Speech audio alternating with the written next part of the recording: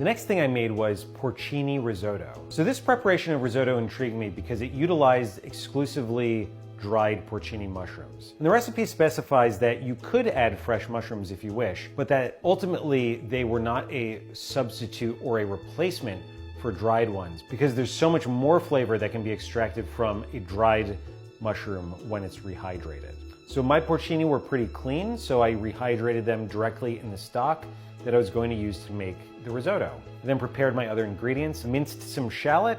In a pan with some melted butter, I began sweating that shallot, then added some minced garlic, and then I added the rice. I'm using carnaroli rice, which is one of the recommended rices for risotto because of its starch content, and the way it releases that starch can make for a very creamy final risotto. So that rice gets toasted in the pan for a number of minutes, which is also going to reveal some natural nutty flavors of the rice. And then when the outside of each grain is becoming translucent, I splash in some white wine and some of the broth. And you can see now how much darker that stock became once it was fortified with those porcini mushrooms. And at this point, it really just tasted like a mushroom stock.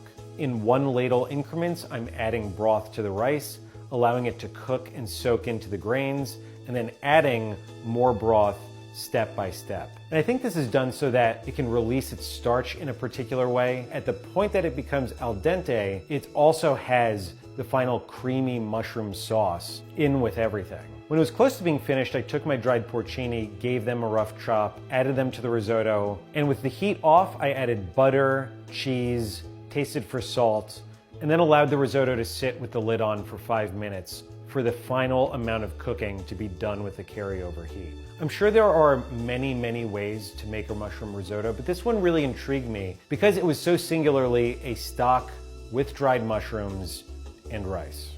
And it was so good. I'm not sure my final consistency was textbook perfect, but the flavor was incredible. Porcinis naturally have a little bit of nuttiness themselves, and with the nuttiness of that toasted rice, I thought it created this beautiful symmetry. Cheese is always good on everything, but this is one of those dishes where the Parmesan really just completes this triangle of flavor where suddenly it's like, oh my God, this is risotto.